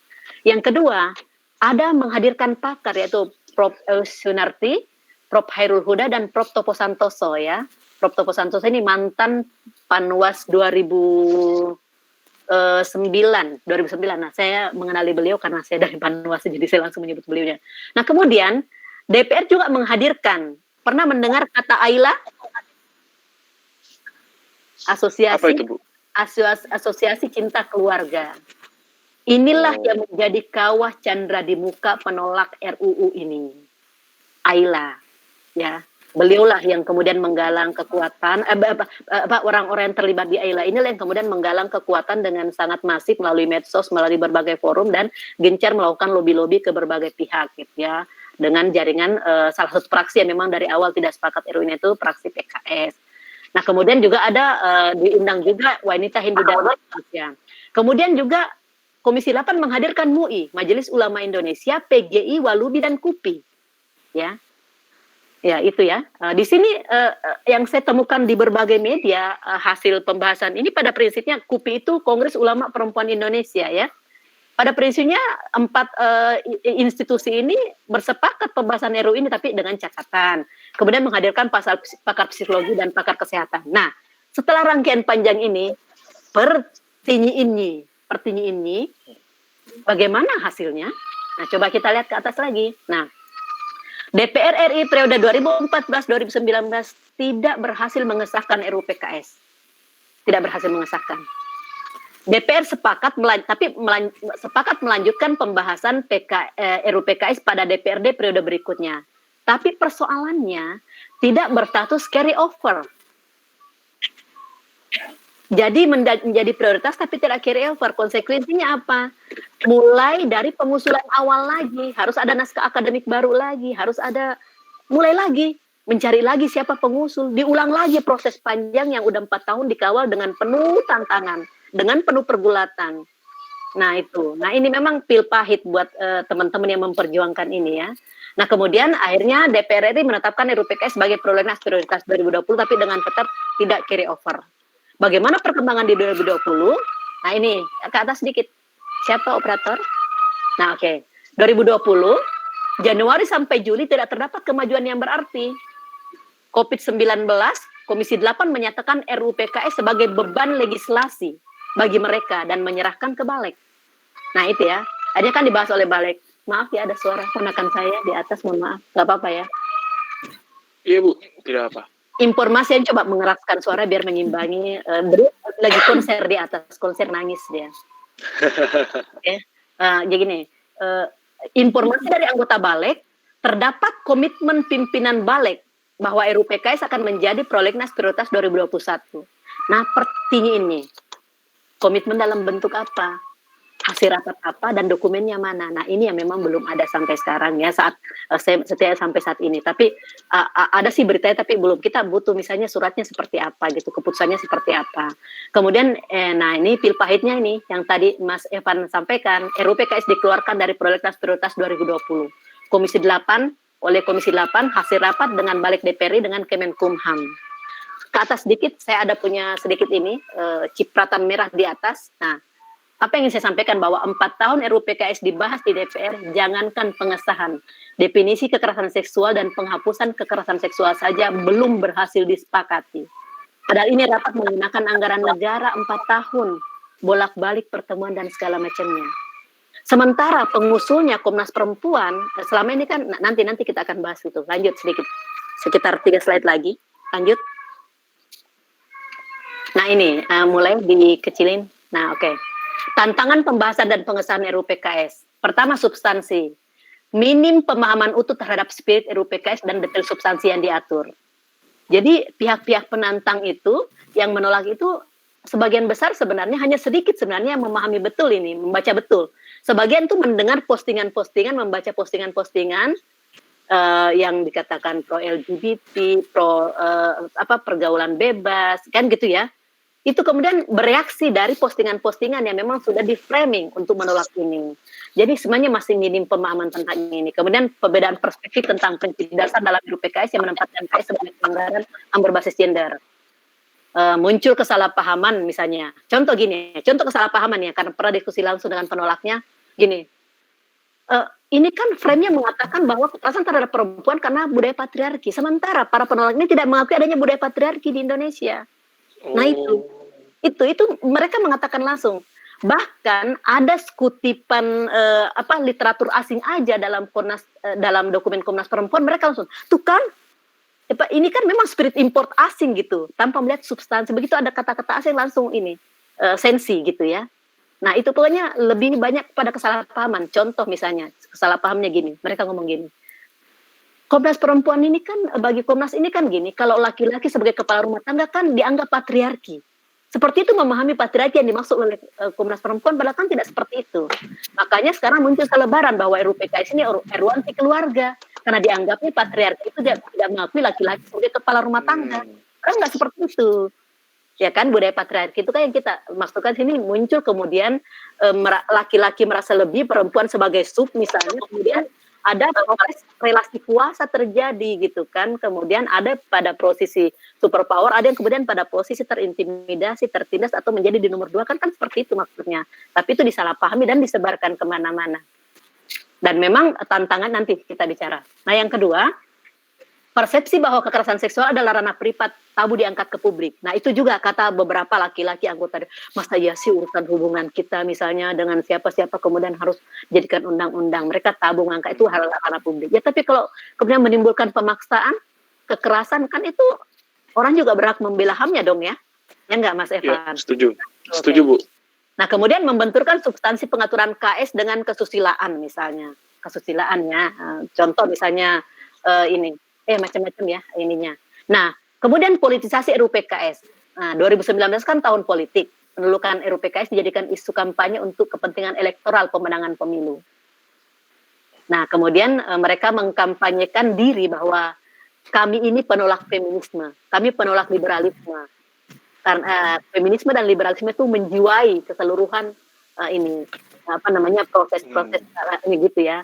Mereka tuh merasa ada keuntungan elektoral di saat berdiri standing posisinya sebagai penolak feminisme dan liberalisme karena mereka mendekati kelompok-kelompok di basis yang memang sering rentan dengan isu seperti ini. Ya itu ya, dimainkan emosi keagamaannya gitu ya. Dan memang sejujurnya saya berani mengatakan di sini bahwa saat ini partai yang menolak ini memang kalau kita lihat, saya nggak ngerti apakah ada hubungan langsung atau tidak. Kemarin perempuan PKS hanya 1 di DPR, sekarang menjadi 8 orang di DPR itu. Saya nggak ngerti apakah ada buah dari permainan politik pemilu kemarin itu. Nah kemudian penyebaran fitnah hoax-nya, gencar ya, RUU pro zina, LGBT, RUU diusung oleh kelompok feminisme yang spiritnya bertentangan dengan Islam, RUU yang liberal tidak sejalan dengan Pancasila.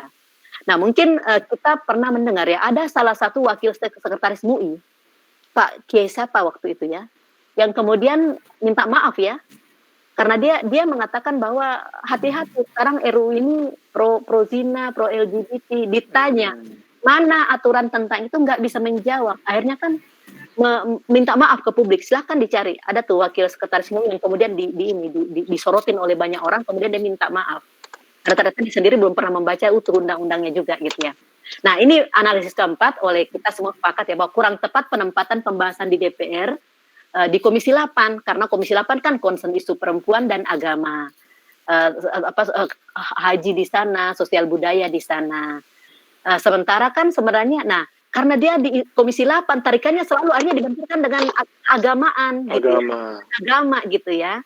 Padahal ini kan sebenarnya multi perspektif ya, ada hukumnya, ada sosial budaya, agamanya, maka sejatinya idealnya di pansus atau di balik, dibuat pansus yang terdiri dari berbagai komisi yang gabung gitu, biar sekali pembahasan gitu, atau di balik yang juga terdiri dari perwakilan dari berbagai komisi gitu. Nah kemudian lanjut ke bawah sedikit.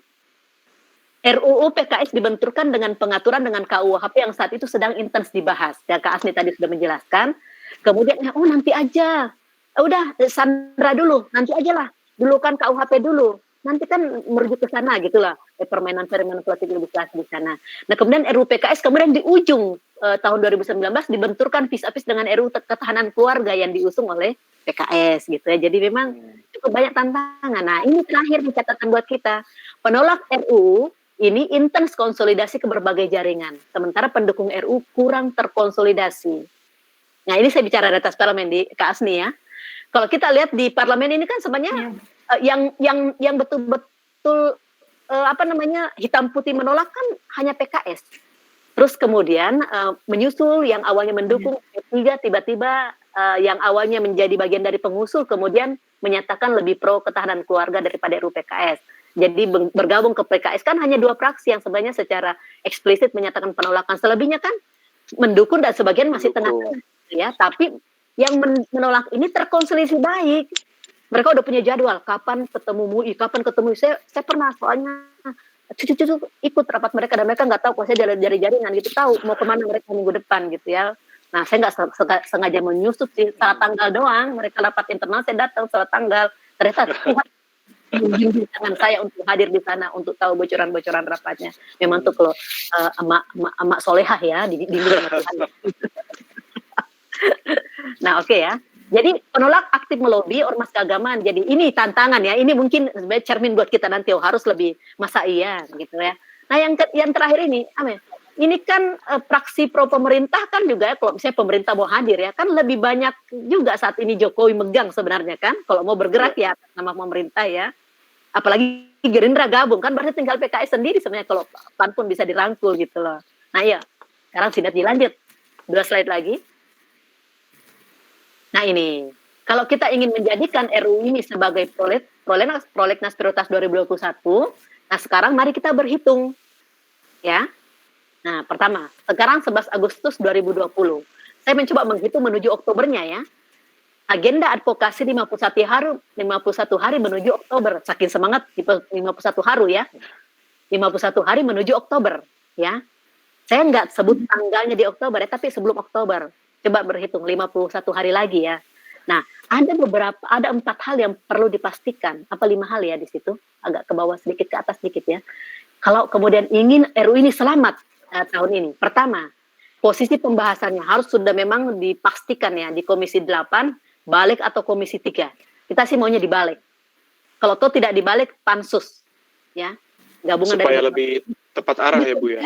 Lebih komprehensif, tidak dimainkan dengan isu agama melulu juga. Biar aspek hukumnya masuk, semua aspek masuk, kesehatan masuk, semua masuk ya.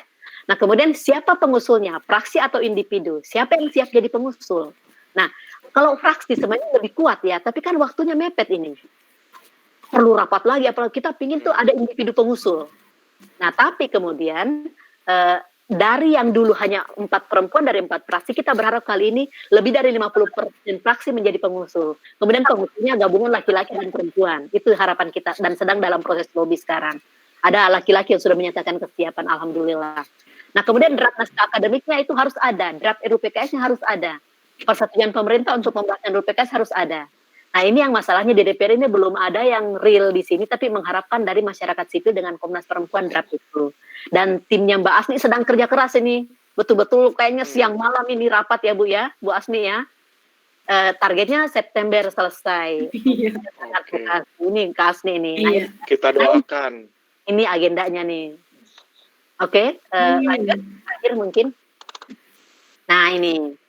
Nah, kalau gitu kemudian dengan tantangan seperti ini apa nih yang mesti kemudian kita lakukan bersama gitu ya. Nah, ada 4 aktivitas yang memang harus tetap jalan ya. Pertama, penyusunan dan penguatan substansi ya. Nah, ini tim lobby di jaringan sedang melakukan ini. di sini menyusun kembali ya draft naskah akademik dengan RU, tapi catatan saya di sini bahwa mempertimbangkan tantangan-tantangan pembahasan pada periode sebelumnya untuk kemudian mungkin bisa melihat diksi-diksi apa yang dipakai tanpa kehilangan substansi, kemudian tetap dengan 6 elemen kunci itu tadi. Yang kedua, lobby-lobby. Yang perlu di lobby itu parlemen. Siapa itu parlemen? Dua-duanya DPR RI dan DPD RI. Nah di DPR siapa? Ada namanya Kokus Perempuan Parlemen. Nah itu penting di lobby biar mereka menjadi kekuatan terdepan di situ.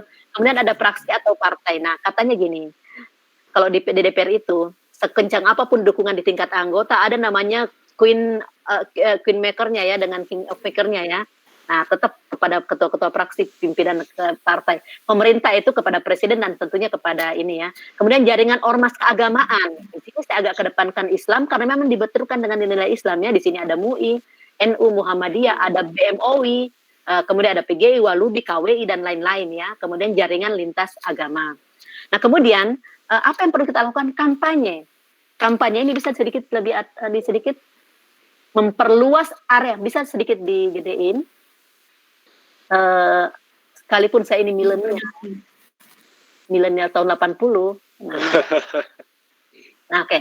Memperluas area dan area kampanye ya di pusat dan diperkuat di daerah. Jadi jangan bersentral di kota-kota saja, di daerah-daerah itu harus kampanye dilakukan. Yang kedua, perluas segmen kampanye. Selama ini kan kampanye PKS banyak kan perempuan yang bergerak gitu ya. Mereka melindungi semua. Nah, laki-laki sebaiknya dilibatkan. Nah, diskusi ke depan nanti hadirkan narsum laki-laki. Kita cari concern. Nanti Mas Evan ke depan nanti bisa menjadi narsum juga nanti buat Amin. yang mengadakan, kan sudah menyerap di sini. Kan? Itu harus kita belajar banyak dari ibu-ibu sekalian. Gitu ya.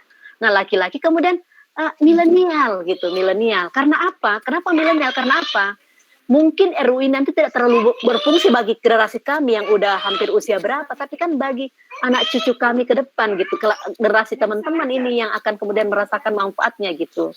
Nah itu kemudian memang milenial kelompok rentan. Yang ketiga, materi kampanye itu menagih kehadiran negara untuk melindungi warga negaranya dari KS gitu. Jadi kita tuh menagih, tapi dengan tone yang positif, jangan maki-maki gitu ya. Mari kita mengajak gitu. Misalnya gini, bahasanya gini, oh ini kan pertama kali DPR dipimpin oleh perempuan. Tentu kita ingin melihat bagaimana kemudian gitu ya. Kalau perempuan memimpin bisa meninggalkan legasi baik. RU yang melindungi perempuan, semua orang gitu. Yang kedua, presiden misalnya Jokowi. Pak Jokowi udah di 2 periode menjabat. Periode yang lalu kan RU PKS-nya masih mental. Tentunya periode kedua ini pinginnya legasinya baik, tidak ingin dikenang selamanya 2 periode yang tidak baik kayak gitu-gitulah. Jadi sifatnya tuh menyentuh ya ini mereka. Nah kemudian ini ya, kemudian literasi publik tentang kekerasan seksual, sosialisasi masif tentang kekerasan seksual dan urgensi rupa kekerasan. Nah inilah sinergi masif yang harus dilakukan agar ini nanti. Terakhir dari saya yang penting dilakukan saat ini adalah kita kan punya anggota DPR nih ya, mereka punya dapil kan mereka punya dapil, mereka nggak mungkin terpilih menjabat kalau nggak punya dapil. Nah, mereka kalau reses itu kita temui, sampaikan surat, sampaikan aspirasi, undang diskusi, diliput media, serahkan surat untuk disampaikan kepada ketua fraksinya, ketua partainya. Ini titipan masyarakat agar ini bebas dan disampaikan. Diliput biar mereka terikat gitu bahwa ini harus disampaikan kayak gitu-gitu mungkin ya cara menyentuhnya, dan media pasti menarik juga untuk dibahas dengan pola-pola seperti ini. Nah itu intinya saya mengapresiasi milenial yang telah bergerak. Mari kita bersinergi untuk itu. Terakhir ada satu kalimat yang sangat bagus dari seorang tokoh. Ini ya, apabila kerja memberikan keadilan bagi korban kekerasan adalah mimpi, apakah kita akan membiarkan korban juga bermimpi untuk dapat pulih dari kekerasan yang dialami? Itu ya. Semoga bisa menyentuh hati kita untuk bergerak semua. Salam semangat, salam pengesahan RUU PKS untuk keadilan buat semua. Assalamualaikum warahmatullahi wabarakatuh. Waalaikumsalam warahmatullahi wabarakatuh. Salah kata. Terima kasih Bu Wahidah, sangat jelas ya. Kenapa kita harus mendukung pemenuhan RUU PKS ini sampai jadi undang-undang yang seutuhnya. Dan tentu bersama kita bareng-bareng memperjuangkan RUU PKS. Ibu-ibu sekalian, saya mohon izin mungkin kita sedikit meleset dari agenda awal. Kalau ada sesi tanya jawab, tapi kita upayakan sampai sebelum maghrib, apakah tidak apa-apa, Bu Asni dan Ibu Wahidah? Nggak apa-apa. Nggak apa-apa, Bu Asni juga tidak apa ya, Bu Asni ya? Iya, nggak masalah. Iya. Buatnya mau mimpin sholat maghrib ya. Canda. Kita sering bercanda gitu deh biar cair. Mungkin apakah ada penanya? Tadi sih ada satu orang sudah PC saya, sudah kontak saya pribadi, bertanya mengenai perlindungan terhadap korban, Bu. Apabila terjadi kekerasan seksual, bagaimana proses atau tahapan yang bisa diambil untuk melindungi korban? Dan bukan hanya untuk melindungi korban saat itu, untuk pendampingan dan konselingnya bagaimana enaknya? Mungkin di antara ibu-ibu ada yang ingin menjawab terlebih dahulu? Yang sangat punya pengalaman pendampingan korban, Kak. Iya. Oke. Ya, terima kasih ya atas respon dari teman-teman semua. Ini kalau ada kasus kekerasan seksual itu mohon disegerakan untuk lapor ke polisi ya, terutama kalau itu perkosaan, karena kaitan dengan tadi pembuktian untuk saat ini ya. Saat ini kan kita masih RUU berarti belum berlaku, jadi pakainya masih KUHP. Terus masihnya pakai masih acara yang ada sekarang, hukum acara pidana. Jadi sebaiknya segera lapor polisi supaya pembuktiannya cepat dikumpulkan. Jadi visum itu, kawan-kawan perlu tahu, itu visum itu kalau untuk luka pada organ kelamin itu hanya bisa terdeteksi itu 7 hari. Setelah itu nanti lukanya akan disebut itu oleh nanti dalam visum ya, diperiksa medis, nanti keluar namanya visum intrapertum. Itu akan dibuat itu sebagai luka lama. Nah, kalau luka lama artinya nggak tahu siapa pelakunya, berarti kejadiannya bisa dianggap bukan saat itu. Jadi memang kita sarankan itu langsung segera ke kepolisian. Itu untuk kekerasan seksual itu di tingkat Polres. Jadi bukan di Polsek, ke tingkat Polres, karena di sana ada unit pelayanan perlindungan perempuan dan anak. Jadi khusus, ada kepolisian yang khusus menangani. Kalau di Polsek nanti selain tidak paham, petugasnya tidak paham, jadi kepolisian nggak paham, dan mereka juga nanti perspektifnya juga masih kurang. Jadi kalau ke Polres langsung, terus nanti di sana minta segera dilakukan visum, karena itu bagian dari pembuktian. Terus korban itu bisa minta untuk mendapatkan pemulihan. Jadi nanti kepolisian biasanya selama ini ada berapa itu udah kerjasama dengan P2TP2A, ya, pusat pelayanan perlindungan perempuan dan anak yang selama ini itu berada di bawah Pemda, pemerintah daerah, ya. Berapa daerah itu udah punya, nanti di sana akan mendapatkan pemulihan, ya. Dan untuk pendampingan, itu pendampingan P2TP2 juga punya, tapi ada beberapa lembaga, misalnya bisa LBH atau organisasi-organisasi perempuan. Jadi kalau di Bandung, daerah Bandung itu ada namanya SAPA. Yeah. Ya, ada SAPA, ada Teh Ira di sana, ada juga Institut Perempuan, ada juga itu banyak nanti ya Kak Wahida ya. Iya, maksudnya wilayah Jawa Barat itu ada berapa yang itu bisa dijadikan rujukan untuk mendapatkan pemulihan bagi korban. Jadi kalau bisa memang pemulihan itu berjalannya beriringan. Jadi tidak polisi dulu, proses hukumnya dulu, tidak. Jadi memang pemulihan itu dari awal. Ya, bahkan di sini nanti kita informasikan biasanya hak-hak korban di kepolisian, artinya proses di kepolisian itu bagaimana prosesnya, nanti berapa jam di BAP, terus apa saja yang perlu disampaikan, bagaimana sikap-sikap polisi atau petugas yang di sana nantinya, itu disampaikan di awal, itu bagian dari pemulihan korban, karena korban siap secara mental untuk menghadapi proses. Dan juga informasi misalnya, untuk pemeriksaan visum et repertum, itu kan pemeriksaan fisik. Ya, korban itu udah trauma, dia dengan ada kekerasan seksual, itu harus diperiksa fisik lagi untuk melihat adanya tanda-tanda kekerasan. Nah, itu juga kita harus sampaikan. Nanti yang memeriksa itu adalah ahli ya, biasanya objin yang memeriksa dan mengeluarkan. Karena kalau untuk kekerasan seksual saat ini yang di di dalam KUHP itu tidak mengenal pemeriksaan medis biasa. Jadi harus melalui visum, dan visum itu dikeluarkan oleh polisi. Jadi memang harus lapor dulu ke polisi. Harus lapor mendampingi ke polisi mengeluarkan surat permintaan untuk visum, pemeriksaan visum, nanti baru ditunjuk rumah sakit daerah ya biasanya, atau rumah sakit pemerintah daerah yang memang selama ini mengeluarkan visum gitu. Dan visum itu korbannya nggak mendapatkan datanya.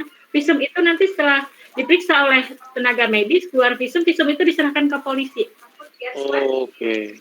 Dan nanti baru dilihat. Jadi korban nggak tahu hasilnya. Nah, itu kelemahan salah satu dalam proses pemeriksaan perkara selama ini. Jadi misalnya nanti BAP, korban di BAP juga oleh polisi, korbannya nggak dapatkan salinannya. Beda dengan tersangka. Tersangka bisa dapat salinan, korban tidak. Sementara nanti proses sidangnya bisa jadi setahun kemudian.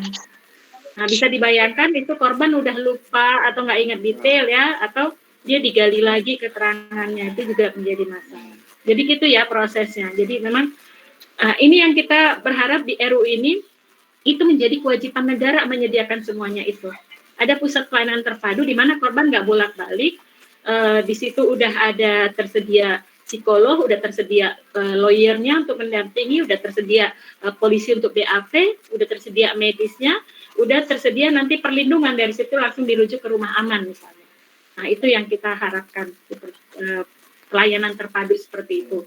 Jadi bukan pelayanan administrasi kependudukan aja yang terpadu, tapi juga bagi korban itu kebutuhannya. Gitu. Berarti itu aja. memang harus via RUU penghapusan kekerasan seksual ya Bu, yang lebih komprehensif dan lebih melayani korban. Iya, benar. Yang nanti akan menjamin adanya penanganan secara komprehensif. Jadi kalau sekarang kan tidak. Seperti saya sampaikan tadi, dana untuk membangun rumah aman di Papua, ya, karena saya meeting dengar langsung itu 2 minggu lalu, dipakai untuk COVID. Nah itu artinya karena itu memang belum ada aturannya, jadi boleh di-switch gitu ya. Padahal kebutuhan masa COVID tetap aja korban kekerasan juga meningkat. Terus itu kemana mereka butuh perlindungan? Itu yang semakin banyak sekarang. Nah itu salah satu contohnya. Ya. Oke, Bu Asni dan Bu Waidah, mungkin sedikit ada closing statement untuk teman-teman adik-adik mahasiswa. Sedikit mengingat sebentar lagi juga kita memasuki waktu maghrib. Mungkin ada closing statement untuk mahasiswa dari Bu Asni atau Bu Waidah terlebih dahulu. Oke, Bu Asni dulu. Kak Asni. Oke. Ya, ini tadi buat Bu Irma ya. Ada catatannya di sini chatnya, tertarik untuk bantu sosialisasi. Oke, Ibu Irma, kita nanti bisa membangun jaringan ya bersama untuk bisa sama-sama menyuarakan ini. Untuk teman-teman atau adik-adik mahasiswa ini kita ayo kerja bersama kita ya, bersama-sama. Kalau memang informasinya kurang, silakan hubungin kami apa informasi yang kurang untuk sama-sama kita mensosialisasikan ini di lingkungan kita untuk menyatakan bahwa ini ada kebutuhan untuk perlindungan korban dan menyuarakan di tingkat masing-masing, juga mendorong adanya dorongan dari akademisi juga untuk mendorong DPR segera mengesahkan RUU ini. Saya rasa itu aja ya dari saya, karena waktunya udah hampir mepet. Oke. Silakan Bu Waidah. Oke, kalau saya mungkin sebelum closing statement, saya mungkin mau ada waktu 2 menit sedikit menyampaikan sesuatu yang sangat penting menurut saya karena ini buat kampus ya. Jadi gini, tadi kan ada pertanyaan tentang bagaimana sih penanganan kekerasan seksual di kampus ya. Bagaimana faktanya? Aduh, bisa nggak? Gini, saya mengambil dari policy paper dari Pusat Studi Gender UI ya, bahwa riset Tirto Faiz dengan di Jakarta Post bahwa di kampus itu pada tahun lalu itu ada 174 kasus kekerasan di 79 universitas yang tersebar di 29 provinsi. 96% adalah perempuan yang berstatus mahasiswa korbannya. Tapi masalahnya kampus boleh dikata mungkin baru satu kampus ya yang punya SOP penanganan kasus kekerasan gitu ya, yang saat ini sudah resmi menjadi melalui keputusan rektor ya, yaitu UGM. Selebihnya kan belum ada. Belum ada. Sehingga ada banyak korban yang tidak berani melapor. UGM itu melalui peraturan rektor nomor 1 tahun 2020 tentang pencegahan dan penanganan KS oleh masyarakat. Nah, mungkin bisa menjadi inspirasi buat kampus-kampus nantinya ya, mungkin teman-teman mahasiswa juga bisa menyuarakan. Nah, kemudian dalam policy paper policy paper UI itu mereka mengeluarkan rekomendasi ya, misalnya pertama gini, untuk menangani kekerasan seksual di kampus, mereka berharap nilai-nilai anti kekerasan seksual itu dimasukkan dalam kode etik dan kode perilaku siapapun yang berada dalam kampus. Karena saat ini kan masih baru satu bahwa tidak melakukan kegiatan yang mengarah kepada pelecehan seksual, misalnya di kampus UI baru itu yang ada aturannya, belum luas gitu ya, belum mencakup jenisnya. Yang kedua, penting mungkin pelatihan ya sejak awal rekrutmen dosen atau apa, pelatihan sensitivitas gender dan nilai-nilai anti kekerasan. Kalau perlu harus ada sertifikasinya gitu ya, bahwa memang dia telah melewati itu. Dan yang ketiga perlu semacam unit pelayanan terpadu di kampus kalau terjadi kekerasan. Nah, tambahan dari Kak Asni juga tadi tentang kesehatan gini, mungkin dengan RUU PKS tadi terhadap pelayanan korban itu, kalau RUU PKS sudah berlaku, maka sejatinya ada kewajiban juga misalnya korban itu didampingi oleh psikolog dalam proses penanganan. Karena mungkin mereka dalam posisi tertekan atau apa, kan perlu psikolog lah yang bisa menilai apakah ini jawabannya jujur, dia mengatakan iya rela atau apa gitu atau tidak. Kan psikolog yang bisa, kuasa hukum belum tentu mampu mendalami ininya dari ekspresinya apa dia tertekan atau tidak gitu. Termasuk layanan kesehatan, orang korban perkosaan bolehnya dalam posisi yang sangat tidak memungkinkan fisiknya. Kalau RU ini berlaku, maka itu harus disediakan oleh negara, memang ada anggaran untuk itu. Jadi memang lebih menjamin ya, mari kita dorong bersama. Nah, terakhir dari saya bahwa menjadi orang baik saja tidak cukup. Mari kita menjadi orang yang bermanfaat, setidaknya bagi diri dan bagi lingkungan. Dengan diskusi seperti ini kita telah menebar manfaat. Tapi akan lebih baik lagi kalau diskusi ini kemudian ditindaklanjuti dengan aksi-aksi nyata lagi dalam mengawal RU ini. Silahkan teman-teman PSIK kalau mau join di jaringan nasional advokasi RUU PKS, kita terbuka. Buat siapapun elemen yang akan bergabung di situ, teman-teman akan mendapat update informasi dan terlibat dalam diskusi-diskusi nanti, bisa dengan pakar nanti, bisa lebih mungkin memperkuat spirit untuk bersama-sama mengawal RU ini. Mari bersinergi, karena pelaku di sana luar biasa ininya, mari kita bersinergi mengadvokasi bersama ini. Demikian, mohon maaf kalau ada salah-salah kata, semoga ini bukan pertemuan pertama, kita akan ketemu lagi di forum-forum yang lebih dalam lagi. Demikian, Assalamualaikum warahmatullahi wabarakatuh. Amin. Waalaikumsalam warahmatullahi wabarakatuh. Terima kasih Bu Wahidah. Iya, sama-sama Kak. Janet, Mbak Janet mana? Oh, halo Bu Wahidah, maaf lagi nggak bisa on-cam. Oke, makasih. Oh ya, halo Bu Asni. Halo. Terima kasih kepada Bu Asni dan Bu Wahidah. Tadi bukan hanya supaya jadi orang baik, tapi jadi orang bermanfaat. Iya. Luar biasa. Nanti mungkin dari PSIK akan ngobrol-ngobrol lagi Bu sedikit tentang ajakan untuk gabung ke jaringannya. Dan mengingat kita sudah sampai di penghujung acara, sudah mendekati waktu maghrib juga. Okay. Saya Evan William selaku moderator pada webinar hari ini. Evan William PSIK 2019 mengucapkan terima kasih yang sebesar-besarnya kepada seluruh hadirin. Terima kasih yang luar biasa juga kepada ibu-ibu pembicara pada hari ini, perempuan-perempuan yang luar biasa. Saya minta maaf karena masih banyak kurangnya, dan karena keterbatasan waktu kita nggak bisa ngobrol lebih banyak lagi, nggak bisa menggali lebih banyak lagi.